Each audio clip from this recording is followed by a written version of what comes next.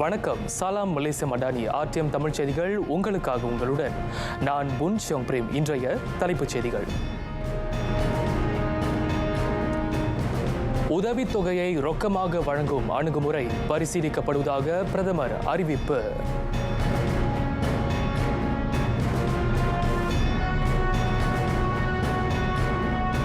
பூமிபுத்ராக்களின் சொத்து மதிப்பை உயர்த்த 100 கோடி AHB பங்குகள் இன்று வெளியிடப்பட்டன.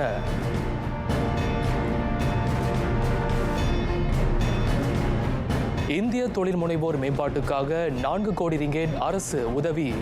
நாடாளுமன்றத்தில் செனட்டர் சரஸ்வதி தகவல்.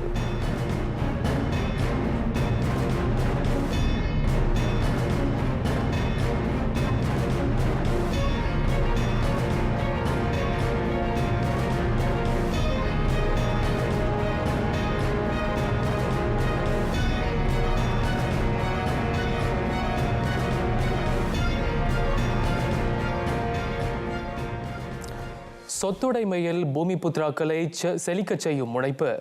அமானா ஹர்த்தனா பூமிபுத்ரா திட்டத்தின் கீழ் மேலும் 100 கோடி பங்குகள் இணைக்கப்படுகின்றன. இதன்படி நாடளாவிய நிலையில் மேலும் அதிகமான பூமிபுத்ராக்கள் சொத்து சந்தையில் பங்கேற்க வாய்ப்பு கிட்டும் என பிரதமர் டத்தோஸ்ரீ அன்வார் இப்ராஹிம் குறிப்பிட்டார். மலாய்க்காரர்களின் சொத்துடைமையை மேம்படுத்த அரசு முனைகிறது. அவ்வகையில் AHB பங்கு வெளியீடு மாபெரும் முன்னெடுப்பாக அமையும் என பிரதமர் கோடி காட்டினார். வர்த்தகம், வாணிகம், முதலீடு, பொருளாதாரம், கல்வி ஆகியவற்றில் மலாய்க்காரர்கள் பீடுநடை போட இது வழிவகுக்கும் என்றும் அவர் நம்பிக்கை தெரிவித்தார். அதேவேளை இன சமய எழுச்சிக்கான இந்த முன்னெடுப்பு நேர்மையாக மேற்கொள்ளப்பட வேண்டும். நெறி பிறழ்வுகளும் ஊழலும் பெரும் நட்டத்துக்கு இட்டுச் செல்லும் என்றும் அவர் நினைவுறுத்தினார். AHB கூடுதல் பங்கு வெளியீட்டு நிகழ்ச்சியில் நிதி அமைச்சருமான டத்தோஸ்ரீ அன்வார் உரையாற்றினார். அந்த பங்குகளை கொள்முதல் செய்ய தனியாளுக்கு இதுவரை 5 லட்சம் ரிங்கேட் வரை கட்டுப்பாடு விதிக்கப்பட்டிருந்தது. இப்போது அது 10 லட்சம் ரிங்கேட் வரை விரிவுபடுத்தப்பட்டுள்ளது. மலேசியாவில் ஷாரியா கோட்பாடுகளுக்கு உட்பட்ட முதல் சொத்து பங்கு வெளியீட்டு பிரிவாக AHB இயங்குகிறது. தெலுங்கானு கமமான் நாடாளுமன்ற தொகுதி இடைத்தேர்தல் டிசம்பர் 2ஆம் தேதி நடைபெறும். வேட்புமனு தாக்கல் நவம்பர் 18ஆம் தேதியும் முன்கூட்டியே வாக்களிப்பு 28ஆம் தேதியும் நடைபெறும் என தேர்தல் ஆணைய தலைவர் தான் ஸ்ரீ அப்துல் கனி சாலே தெரிவித்தார். கமாமான் இடைத்தேர்தலுக்கான அஞ்சல் வாக்குகளுக்கு இன்று முதல் விண்ணப்பிக்கலாம். 53 வாக்களிப்பு மையங்களில் 248 வாக்குச்சாவடிகள் திறக்கப்படும். 2102 பணியாளர்கள் தேர்தல் பணிகளை கையாள்வர். 15ஆம் பொது தேர்தலில் கமாமான் நாடாளுமன்ற தொகுதியில் பாஸ் வேட்பாளர் சே அலியாஸ் ஹமீட் வெற்றி பெற்றது செல்லாது என தேர்தல் நீதிமன்றம் தீர்ப்பளித்ததை அடுத்து இந்த இடைத்தேர்தல் நடத்தப்படுகிறது.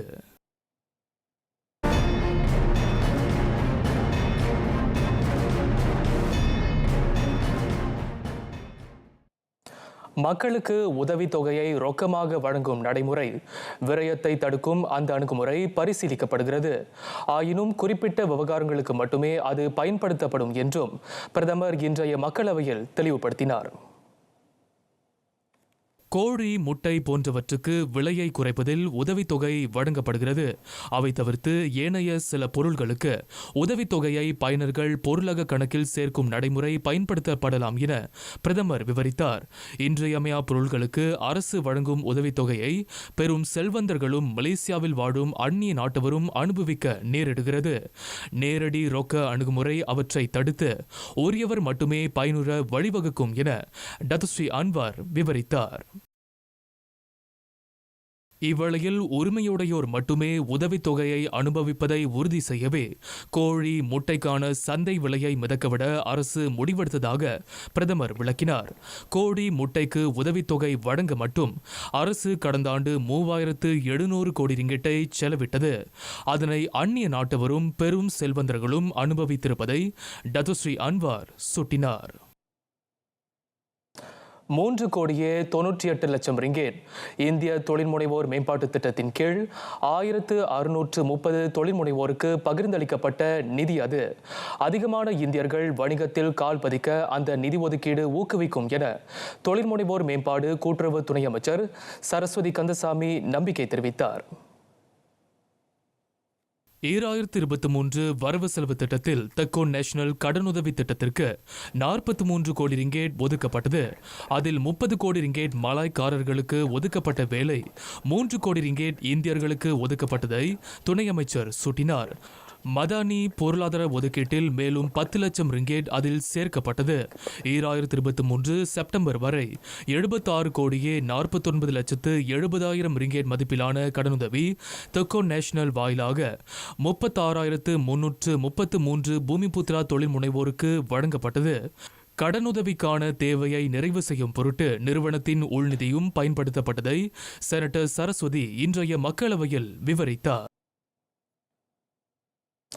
கிழக்கு கரை தண்டவாள திட்டம், அதில் துணை குத்தகையாளர்கள், ஆலோசகர்கள், சேவை வழங்குனர், பெறுநர் என 2785 உள்நாட்டு நிறுவனங்களைச் சேர்ந்தோர் ஈடுபட்டுள்ளதாக இன்றைய அவையில் தெரிவிக்கப்பட்டது. சைனா கம்யூனிகேஷன்ஸ் கன்ஸ்ட்ரக்ஷன் கட்டுமான நிறுவனம் அதன் முதன்மை குத்தகையாளராக இருப்பதாக போக்குவரத்து துணை அமைச்சர் டத்தோ ஹஸ்பி ஹபிபோலா தெரிவித்தார்.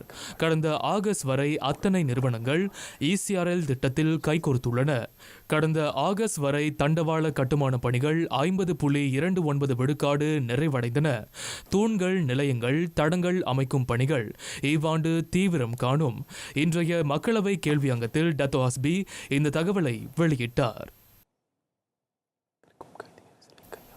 இதற்கிடையில் ECRL திட்டத்தில் பொதுமக்கள், சாலை பயனர்களின் பாதுகாப்புக்கும் முதன்மை அளிக்கப்படும் என டத்தோ ஹஸ்பி விளக்கினார். பஹாங் பந்தோங்கில் அண்மையில் அந்த திட்டம் மேற்கொள்ளப்படும் போது சுரங்கம் இடிந்து விழுந்தது. மேலும் அந்த கட்டுமானத்தால் பிற நடவடிக்கைகள் பாதிக்கப்படாது எனவும் டத்தோ ஹஸ்பி உறுதி வழங்கினார். அதிகரிக்கும் கைதி நெரிசலை கையாள தொடர் முனைப்பை அரசு மேற்கொள்கிறது. அதனை கையாள பல்வேறு கூறுகள் ஆராயப்படுவதாக உள்துறை அமைச்சர் டத்துஸ்ரீ சைஃபுடின் நசுத்தியோன் இஸ்மாயில் தெரிவித்தார். பதிவு முறையில் சிறையில் கைதிகளை சேர்க்கும் அணுகுமுறையும் அதில் அடங்கும். 75,629 கைதிகள் நாட்டில் உள்ள அனைத்து சிறைகளிலும் இருக்கின்றனர். நெரிசலை கையாள 2008 முதல் சிறப்பு விடுப்பு வழங்கப்படுகிறது. 2020 வரை 40,000 சிறைவாசிகளுக்கு உரிமத்துடனான பரோல் விதிக்கப்பட்டது. அதன் வழி அண்மையில் 6,000 கைதிகள் உரிமம் பெற்ற சிறை விடுப்புடன் வெளியில் இருப்பதுடன் தேவை ஏற்படின் வருகை ஆணை அவர்களுக்கு விதிக்கப்படும். கண்காணிப்பு கருவி பொருத்தப்பட்ட இல்லச் சிறை முறையும் நடைமுறைப்படுத்தப்படும். போதைப் பொருள் குற்றவாளிகளை மறுவாழ்வு மையங்களுக்கு அனுப்பும் அணுகுமுறையும் செயல்படுத்தப்படும் என டத்துஸ்ரீ சைஃபுடின் விவரித்தார். இமாம் நவாவி 40 கிறந்த மனன பாடத்திட்ட வடிவுரு, மாணவர்களின் அந்த ஹதீஸ்கள் குறித்த புரிதல், அவற்றின் ஏற்புடைமை ஆகியவற்றை இஸ்லாமிய மேம்பாட்டுத்துறை உறுதிப்படுத்தும் என கல்வி அமைச்சர் ஃபர்லினா சிடேக் தெரிவித்தார். இடைநிலை பள்ளிகளிலும் அரசு உதவி பெற்ற சமய பள்ளிகளிலும் 42 ஹதீஸ்கள் அடங்கிய அந்த பாடத்திட்டம் நடைமுறைப்படுத்தப்பட்டுள்ளது. அடுத்த ஆண்டு தொடங்கி அனைத்து பள்ளிகளுக்கும் அது விரிவுபடுத்தப்படும் என கூறிய அமைச்சர், முஸ்லிம் மாணவர்கள் மட்டுமே அதனை பயில்வர் என்றார். அதனை பள்ளிகளில் நடைமுறைப்படுத்த இமாம் நவாவியின் 40 கிறந்த மனன நடைமுறை கடிதம் கடந்த 4ஆம் நாள் வெளியிடப்பட்டதை ஃபர்லினா குறிப்பிட்டார். 1967 கணக்காய்வாளர் சட்ட திருத்த பரிந்துரை ஆராயப்படுகிறது. அதன் சட்ட திருத்தங்கள் மேற்கொள்ளப்படும் நிலை குறித்து இன்னும் முடிவெடுக்கப்படவில்லை என நிதித்துறை அமைச்சர் டத்துஸ்ரீ அஹ்மத் மஸ்லான் தெரிவித்தார். தொடர்புடைய சட்ட திருத்தங்கள் அமைச்சரவை அளவில் மேற்கொள்ளப்படுமா, நிதி அமைச்சு அளவில் மேற்கொள்ளப்படுமா என்பது இன்னமும் தெளிவாகவில்லை. சட்ட திருத்த பரிந்துரையும் அது ஏற்படுத்தும் விளைவுகள் குறித்து தொடர்புடைய தரப்புகளுடன் கலந்தாய்வு மேற்கொள்ளப்படும். கடந்த ஜூனில் கேஎல்சிசியில் நடைபெற்ற அனைத்துலக கணக்காய்வாளர் மாநாட்டில் சட்ட திருத்தம் குறித்து பரிந்துரைக்கப்பட்டதாக டத்துஸ்ரீ அஹ்மத் கூறினார். கணக்காய்வாளர் பணி தொடர்பிலான சிக்கல்களை களைய அது இன்றியமையாதது என தமக்கு அறிவுறுத்தப்பட்டதாக அவர் குறிப்பிட்டார். மதியிறுக்கத்தால் பாதிக்கப்பட்ட 48,781 பேரும், மிக இயக்க குறைபாடு கொண்ட 14,938 பேரும் சமூக நலத்துறையுடன் பதிந்து கொண்டுள்ளனர். கடந்த ஆகஸ்ட் வரை அந்த எண்ணிக்கை பதிவு செய்யப்பட்டதாக மகளிர் குடும்ப சமூக மேம்பாட்டு துணை அமைச்சர் டத்தோ ஐமானா திரா சாபு தெரிவித்தார். அரசும் தனியார் துறைகளும் ஏற்பாடு செய்துள்ள 30 வகையான வசதிகளை அதன்படி அவர்கள் பயனுறவியலும் என துணை அமைச்சர் கோடி காட்டினார். அவர்களுக்கான சிறப்பு திட்டங்களையும் அரசு ஏற்படுத்தியுள்ளது. உடற்பேறு குறைந்த 18,957 பேர் அரசின் அந்த சிறப்பு பயிற்சிகளில் பயன்பெறுகின்றனர். பத்து உறுப்பினர் பிரபாகரன் பரமேஸ்வரன் தொடுத்த வினாவுக்கு அவையில் டத்தோ ஐமான் அதிரா விடையளித்தார். 13 கோடி ரிங்கேட் 39 கோடியே 380 லட்சம் ரிங்கேட் மதிப்புள்ள 2024 வரவு செலவு திட்டத்தில் இந்தியர்களுக்கென ஒதுக்கப்பட்ட தொகை அது. இந்தியர் உட்பட அனைத்து இனங்களின் நலனையும் காக்கும் வரவு செலவு திட்டமாக அது அமைகிறது. மலேசிய இந்திய சமூக உருமாற்ற பிரிவு மித்ராவுக்கு 10 கோடி ரிங்கெட்டும் தெக்கோன் கீழ் இந்திய வணிகர்களை மையமாக கொண்டு 3 கோடி ரிங்கெட்டும் ஒதுக்கப்பட்டுள்ளது. மேலும் கல்வி அமைச்சுக்கு மிக அதிகமாக வழங்கப்பட்டிருக்கும் 5870 கோடி ரிங்கெட் ஒதுக்கீட்டில் தமிழ் பள்ளிகளும் பயன்பெறும் என்பது மறுப்பதற்கில்லை. இந்தியர்கள்னு பார்த்தோமாக்கா இப்போக்கி தொக்கோனில் வந்து 30 மில்லியன், அதாவது நீங்கள் வந்து ஒரு சிறு நடுத்தர வியாபாரியாக இருக்கலாம், அப்போ உங்களுக்கு வந்து 30 மில்லியன் அலோகேஷன் கொடுத்துருக்காங்க. அந்த மாதிரி பார்க்குறத தவிர்த்து வேறு என்ன ஆப்பர்ச்சுனிட்டி இருக்குன்னு தான் நம்ம பார்க்கணும். ஓவராலாக வந்து இந்த தடவை நிறையா சலுகைகள் கொடுத்துருக்காங்க. பிஎஸ்என்னில் வந்து 1.5 பில்லியன் லோன் நீங்கள் எடுக்கலாம். அப்புறம் தமிழ் ஸ்கூலுக்குன்னு தனியாக இந்த தடவை கொடுக்கல. அப்போ ஸ்கூலுக்கு வந்து 1 பில்லியன், எல்லா ஸ்கூலுக்கும் 1 பில்லியன் கொடுத்துருக்காங்க. அதாவது இந்தியர்களுக்குன்னு ஸ்பெசிஃபிக்காக இந்த தடவை நம்மளுக்கு ஒன்றும் அறிவிக்கல. ஆனால் எல்லாத்துக்குமே பொதுவாக போய் சேர்ற மாதிரி இந்த தடவை நம்ம பிரதமர் டத்தோ அன்வார் அனௌன்ஸ் பண்ணியிருக்காரு. மக்களுக்கான நிதியுதவிகளையும் அரசு அதிகரித்திருக்கிறது. வாழ்க்கை செலவின சுமையால் குறிப்பாக வறியோரும் B40 பிரிவினரும் பாதிப்படையக்கூடாது என்பதில் அரசு கவனமாக உள்ளது. அரசாங்கம் என்ன முயற்சி பண்ணுறாங்கன்னா, எவ்வளவு மக்கள் வந்து பிக்கெட்டான நிலைமையில் இருக்காங்க, எவ்வளவு உதவிகள் செய்ய முடியுமோ அந்த உதவிகளை செஞ்சுக்கிட்டு இருக்காங்க, ஸ்டெப் எடுத்துக்கிட்டு இருக்காங்க. இப்போ பார்த்தீங்கன்னாக்கா இப்போ இந்த வருஷம் வந்து 393 பில்லியன் கிட்ட வந்து இப்போ இந்த பட்ஜெட் வந்து அலோகேஷன் கொடுத்துருக்காங்க. அப்போ இது வந்து one of the biggest allocation, budget allocation. அப்போ ஏன் இந்த மாதிரி அரசாங்கம் செலவு பண்ணுறாங்கனாக்கா, இந்த நேரத்தில் வந்து எக்கனாமி வந்து ஒரு மந்த நிலையில் இருக்கும் போது அரசாங்கம் தான் செலவு பண்ணணும். அப்போ மக்கள்கிட்ட வந்து காசு ரொம்ப இல்லை. அப்போ அரசாங்கம் வந்து அந்த எக்கனாமிக் க்ரோத்தை கொண்டு வரதுக்கு அவங்க செலவு பண்ணி தான் ஆகணும். அப்போ அவங்க கரெக்டான ஒரு ஸ்ட்ராட்டஜி, கரெக்டான வழியில் தான் போய்கிட்டு இருக்காங்க.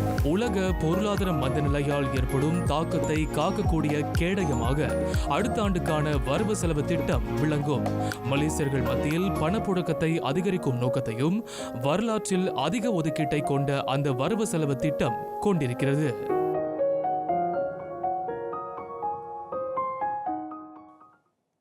பினாங்கு இந்து அறப்பணி வாரியம் ஆன்மீக மட்டுமன்று சமூக பணியிலும் தம்மை ஈடுபடுத்திக் கொண்டிருக்கும் அமைப்பு. உயர்கல்வி மாணவர் உதவி நிதியை இவ்வாண்டும் பினாங்கு இந்து அறப்பணி வாரியம் தொடர்ந்தது. பினாங்கு இந்து அறப்பணி வாரியத்தின் உதவி நிதிக்காக இவ்வாண்டு 323 விண்ணப்பங்கள் கிடைக்கப்பெற்றன.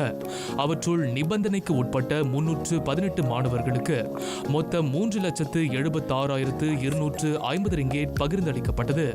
பட்டப்படிப்பு பட்டயம், சான்றிதழ், பட்டப்படிப்பு அடித்தளம் ஆகியவற்றை பயில்வோருக்கு அந்த நிதி வழங்கப்பட்டது. அத்துடன் சபா சரவாக்கில் மேற்கல்வி பயிலும் பினாங்கு மாணவர்களுக்கான விமான பயண கட்டணத்தையும் அது ஏற்றுக்கொண்டுள்ளது. இந்து அறப்பணி வாரியத்தை பொறுத்தவரையில் மாற்றங்கள் இருக்கின்றது. நாம் முன்னேற்றம் அடைய வேண்டும். அது மட்டும் அல்லாமல் ஒற்றுமையாக செயல்பட வேண்டும் என்று என்னுடைய தாழ்மையான ஒரு கருத்து.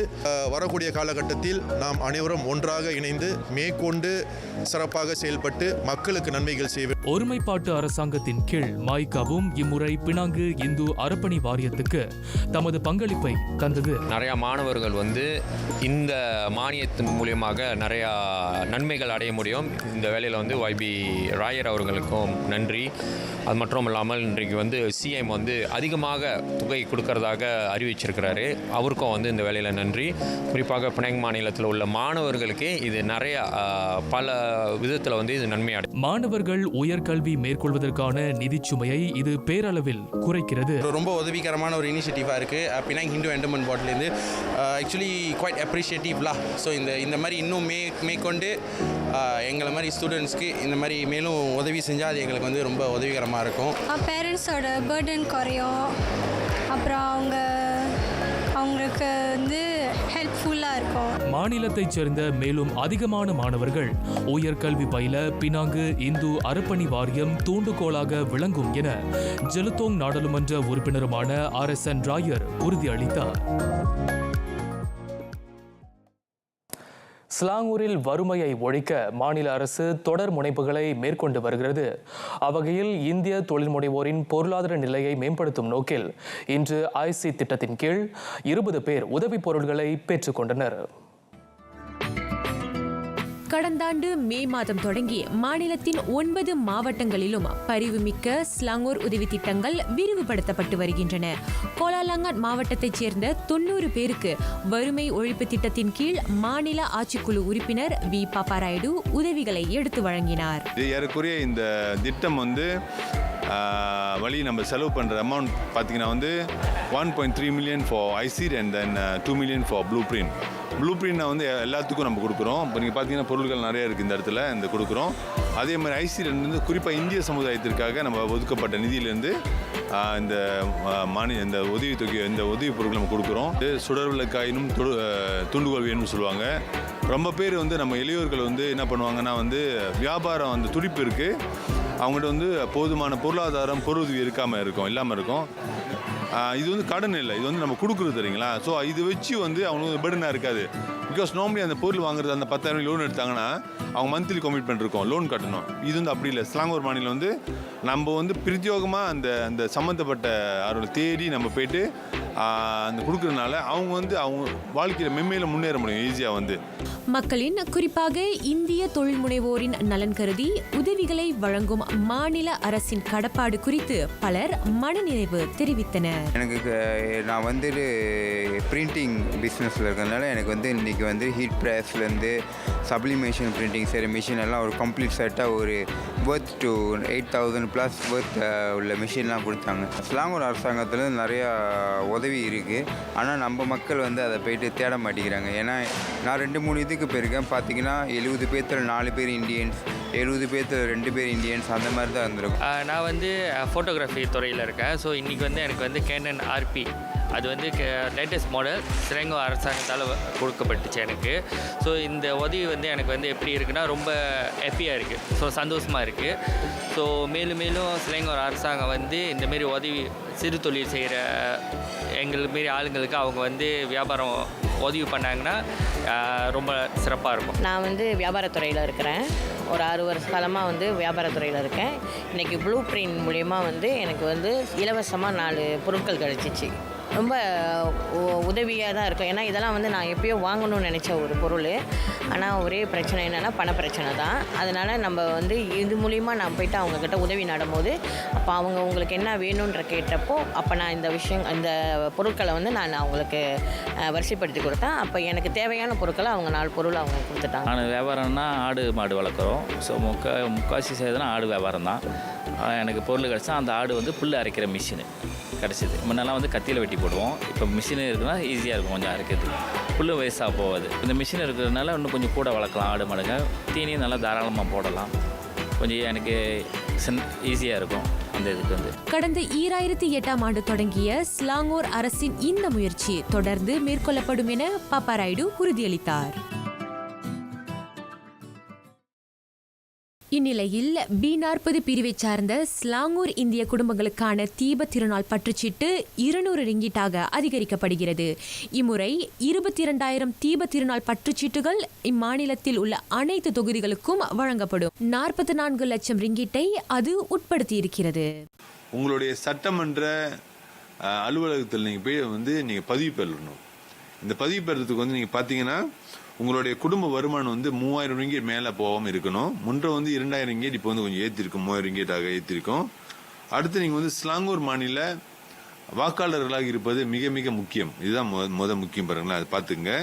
அடுத்து என்ன ஒரு முக்கியமான தகவல்னா ஸ்லாங்கூர் இந்த தடவை 22 சட்டமன்றங்கள் நம்மளால தக்க வைக்க முடியாமல் போனது. அந்த 22 சட்டமன்ற இடங்களுக்கும் நம்ம தகுதியான சில சட்டமன்றங்களும் சில நாடாளுமன்றங்களும் சில ஆபீஸும் நம்ம தேர்ந்தெடுத்திருக்கோம். தேர்வு செய்யப்பட்ட பேரங்காடிகளில் அவர்கள் பற்றுச்சீட்டுகளை பயன்படுத்திக் கொள்ளலாம். இம்மாதம் 13ஆம் தேதி தொடங்கி நவம்பர் 11ஆம் தேதி வரையில் அவை நடப்பில் இருக்கும். துணி துவைக்கும் எந்திரத்தில் பிணமாய் கிடந்த 6 வயது சிறுவன் இப்போ கம்போங் சுங்காய் தாப்பா தம்பாகனில் அந்த துயரம் நேர்ந்தது. சம்பவம் குறித்து காலை 11:44 மணியளவில் தகவல் பெற்றதாக மாவட்ட போலீஸ் தலைவர் ஏசிபி யாயா ஹசன் தெரிவித்தார். சிறுவன் மயக்க நிலையில் துணி வைக்கும் எந்திரத்தில் கிடந்ததைக் கண்டு அவனது பாட்டி தகவல் அளித்தார். இப்போ ராஜா பெருமாய் சூரி பைனோன் மருத்துவமனைக்கு கொண்டு செல்லப்பட்ட அந்த சிறுவன் உயிரிழந்து விட்டது உறுதிப்படுத்தப்பட்டது. தலையில் ஏற்பட்ட பலத்த காயத்தால் அந்த சிறுவன் உயிரிழந்ததாக தொடக்க புலனாய்வில் தெரிய வந்துள்ளது. பேரா சித்தியாவானில் நிறுவனம் ஒன்றின் கூரையில் மனித எலும்புக்கூடுகள் கண்டெடுக்கப்பட்டன. பெண் ஒருவர் அந்த எலும்புக்கூடுகளை கண்டதாக இன்று காலை மணி 10:20 வாக்கில் புகார் பெறப்பட்டதை மஞ்சோங் மாவட்ட போலீஸ் தலைவர் ஏசிபி முகமது நோர்டின் உறுதி செய்தார். சோதனையில் அடையாளம் இல்லாத 2 எலும்புக்கூடுகளுடன் மாநில கொடியும் அழுக்கு படிந்த வெள்ளை சட்டையும் மண்டை ஓடுகள் நிரம்பிய கருப்பு நெகிழி பை ஒன்றும் கண்டறியப்பட்டன. அவ்விரு எலும்புக்கூடுகளும் தடயவியல் சோதனைக்காக இப்போ ராஜபெருமாய் சூரி பைனூன் மருத்துவமனைக்கு கொண்டு செல்லப்பட்டுள்ளதாக ஏசிபி முகமது நோர்டின் கூறினார். மலாக்கா என்கோர் கட்டடத்தின் அருகே மனித எலும்பும் மண்டை ஓடும் கண்டறியப்பட்டதாக மலாக்கா போலீஸ் தலைவர் ஏசிபி கிறிஸ்டபர் பாத்தி தெரிவித்தார். நேற்று மாலை 6 மணி அளவில் கடலோரம் நடந்து கொண்டிருந்த 2 ஆடவர்கள் அவற்றை கண்டு போலீசிடம் புகார் அளித்தனர். எலும்புடன் கார் சட்டையும் கடற்கரை மண்ணில் புதையுண்டு இருந்தது சோதனையில் தெரிய வந்தது. நிகழ்விடத்தில் ஐயுறும் வகையிலான நடவடிக்கைகள் தென்படவில்லை. மலாக்கா மாவட்டத்தில் காணாமல் போனவர்களின் பட்டியலிலும் விவரங்கள் கிடைக்கவில்லை என ஏசிபி கிறிஸ்டபர் பாத்தி குறிப்பிட்டார்.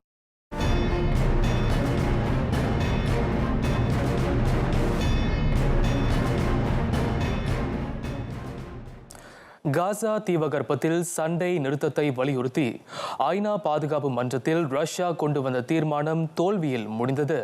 அதேவேளை பிரேசில் தாக்கல் செய்த தீர்மானம் ஒத்திவைக்கப்பட்டது. ரஷ்யாவின் அந்த தீர்மான வரைவுக்கு ஆதரவாக 5 வாக்குகளும் எதிராக 4 வாக்குகளும் கிடைத்த வேளை 6 உறுப்பு நாடுகள் நடுநிலை வகித்தன. பாதுகாப்பு மன்றத்தில் தீர்மானம் ஏற்றுக்கொள்ளப்பட குறைந்தது 9 ஆதரவு வாக்குகள் தேவை. அமெரிக்கா, ரஷ்யா, சீனா, பிரான்ஸ், பிரிட்டன் ஆகியவை ரத்து அதிகாரத்தையும் பயன்படுத்தக்கூடாது. பணைய கைதிகள் விடுவிக்கப்பட வேண்டும். மாந்தநேய உதவிகளுக்கு வழிவிடப்பட வேண்டும். பொதுமக்கள் பாதுகாப்பாக இடம் மாற்றப்பட வேண்டும் எனும் வலியுறுத்தல் ரஷ்யா முன்வைத்திருந்தது. இந்நிலையில் ஹமாஸின் தாக்குதலை கண்டிக்கும் பிரேசிலின் தீர்மானம் குறித்து விவாதிக்க ஐநா பாதுகாப்பு மன்றம் கூடுதல் காலம் எடுத்துக்கொண்டுள்ளது. இவ்வேளையில் காசாவில் ஏறத்தாழ 50,000 கர்ப்பிணிகள் போதிய மருத்துவ வசதி கிட்டாமல் அல்லலுறுகின்றனர். அவர்களுள் சுமார் 5,500 பேர் இம்மாதம் குழந்தை பிரசவிக்கவிருப்பவர்கள் என ஐநா மக்கள் தொகை நிதியம் UNFPAவின் பாலஸ்தீனத்துக்கான நிகராளி டொமினிக் ஆலன் கூறினார். பாலஸ்தீனத்தில் மருத்துவ வசதிகள் அழிவின் விளிம்பில் இருப்பதாகவும் அவர் கலக்கம் தெரிவித்தார். ஆபத்தான சூழல் நிலவுவதால் மகப்பேறு மருத்துவச்சிகள் மருத்துவமனை செல்ல தயங்குகின்றனர். எனவே மாந்தநேய உதவிகள் நுழைவை எளிதாக்குமாறு தொடர்புடைய தரப்புகளை ஆலன் கேட்டுக்கொண்டார். சவுதி அரேபியா அதன் 200 நகரங்களையும் இணைக்கும் வகையில் நகர பேருந்து சேவையை தொடக்கியுள்ளது. இதன் மூலம் ஆண்டுக்கு 60 லட்சம் பயணிகளின் தேவையை நிறைவு செய்ய முடியும் என அந்நாட்டு அரசாங்கம் நம்புகிறது. சுற்றுச்சூழலுக்கு நட்புறவான நவீன தொழில்நுட்பத்தில் அந்த பேருந்துகள் இயக்கப்படுகின்றன. போக்குவரத்து நெரிசலை குறைக்கும் நோக்கில் இந்த சேவை தொடங்கப்பட்டிருப்பதாக போக்குவரத்து அடிப்படை வசதி அமைச்சர் சாலே அல் ஜாசர் தெரிவித்தார். நகரங்களுக்கு இடையிலான இந்த பேருந்து சேவையின் மூலம் 35,000 வேலை வாய்ப்புகள் உருவாகின்றன. அதோடு அந்நாட்டின் பொருளாதார வளர்ச்சிக்கு 3.2 பில்லியன் ரியால் பங்களிக்கும் எனவும் எதிர்பார்க்கப்படுகிறது. ஆக்கத்துக்கு வித்திட்ட அழிவு. 8 ஆண்டுகளுக்கு முன் வரலாறு காணாத நிலநடுக்கத்தை எதிர்கொண்ட நேபாளம் எழுச்சி பெற்று வருகிறது. அதன் வாயிலாக அந்நாட்டின் தொன்ம கலைகளும் புத்துயிர் பெறுகின்றன. 2015ஆம் ஆண்டில் 7.8 ஆற்றல் கொண்ட கோர நிலநடுக்கத்தை நேபாளம் எதிர்கொண்டதில் பலியானோர் எண்ணிக்கை 9,000ஐ கடந்தது. இயற்கை வளங்களும் வெண்பனியும் சூழ்ந்த அந்த இமயமலை நாட்டின் பல்வேறு பாரம்பரிய கட்டடங்கள் அடையாளம் தெரியாமல் உருக்குலைந்தன, சிதைந்தன. பல நூற்றாண்டுகள் பழமையான அந்த கட்டடங்களை அதே உருவத்தில் வடிவமைக்கும் பணி அண்மையில் தொடங்கியது. பழமை மாறாமல் அவற்றை உருவாக்கும் பணி மிகச் சவாலுக்குரியது என கூறுகின்றனர் அதில் ஈடுபட்டிருப்போர். நேபாளத்தின் பழம் பெருமையை கட்டிக்காக்கும் அந்த உன்னத பணியில் தொன்ம கலைகளை கற்றுக்கொள்ளும் வாய்ப்பும் இந்த தலைமுறைக்கு கிட்டியிருப்பதாக அவர்கள் பேருவகை கொள்கின்றனர். மறு உருவம் பெறும் பல்வேறு கட்டடங்கள் யுனெஸ்கோவின் அங்கீகாரத்தை பெற்றவை. எனவே அவற்றை மீண்டும் பழைய உருவில் கொண்டுவர தனித்திறமை தேவைப்படுவதை பணியாளர்கள் ஒப்புக்கொள்கின்றனர். நேபாளத்தின் நெடிய பாரம்பரியமும் தொன்ம கலையும் மீண்டும் தங்கள் கரங்களால் உயிர் பெறுவது குறித்து அவர்கள் நெகிழ்கின்றனர்.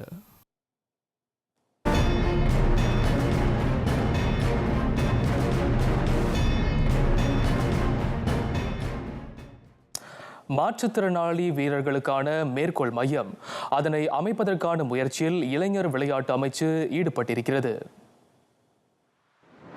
அதற்காக தேசிய விளையாட்டுக் கழகம், மலேசிய பாராலிம்பிக் மன்றம், தேசிய விளையாட்டு மன்றம் ஆகியவற்றின் ஒத்துழைப்பு நாடப்படும். மாற்றுத்திறனாளிகளின் திறமையை பட்டை தீட்ட அது உதவும் என அமைச்சர் ஹெனாயோ நம்புகிறார். அனைத்துலக போட்டிகளில் அவர்கள் தொடர்ந்து மிளிர்வதும் அதன் வாயிலாக உறுதி செய்யப்படும். மாற்றுத்திறனாளிகளுக்கான 2022 ஹாங்ஸோ ஆசிய போட்டி பங்கேற்பாளர்களை வழியனுப்பி வைக்கும் நிகழ்ச்சியில் ஹானா கலந்து கொண்டார். அக்டோபர் 22 முதல் 28 வரை அந்த போட்டியை நடத்த திட்டமிடப்பட்டிருக்கிறது. மீண்டும் சீறி பாய்கிறது ஹாரிமாமலாயா. உலக தரவரிசையில் மலேசியா 134ஆம் நிலைக்கு முன்னேறியதே அதற்கு சான்று என தேசிய தலைமை பயிற்றுனர் கிம் பன்கோன் பெருமிதம் தெரிவித்தார். இதன் வழி உலகின் சிறந்த 120 காற்பந்து அணிகளில் ஒன்றாக உலாவரும் கனவை ஹாரிமாமலாயா ஈடேற்றியது. அடுத்த இலக்காக சிறந்த 100 அணிகளில் ஒன்றாக மாறவும் மலேசியா வேட்கை கொண்டிருப்பதாக பன்கோன் சூளுரைத்தார். ஆயினும் இந்த அடைவு நிலையில் ஹாரிமாமலாயா அத்துணை எளிதில் மனநிறைவு கொள்ளக்கூடாது. அணியின் வலிமையை இன்னும் கூட்ட வேண்டும். மேலும் சிறப்பான அடைவு நிலையை எட்டிப்பிடிக்க தொடர்ந்து போராட வேண்டும் என FM தலைவர் டத்தோ ஹமிடின் முகமது அமீன் கேட்டுக்கொண்டார். யூரோ 2024 தகுதிச் சுற்று காற்பந்தாட்டம் தோல்விக்கான அணி எனும் மகுடத்தை தக்க வைத்தது போர்த்துகல். ஜே பிரிவாட்டத்தில் அது 5க்கு 0 என போஸ்னியா ஹெர்செகோவினாவை பந்தாடியது. பெலினோ போல்ஜிய அரங்கில் நடந்தேறிய அந்த போட்டியில் விறுவிறுப்புக்கு பஞ்சம் இல்லை.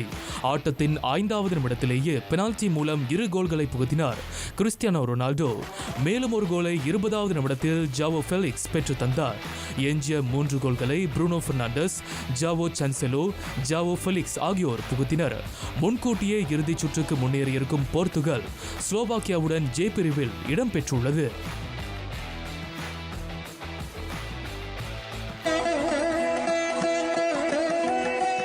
சூடி சுளிக்கச் சொல்லேன்.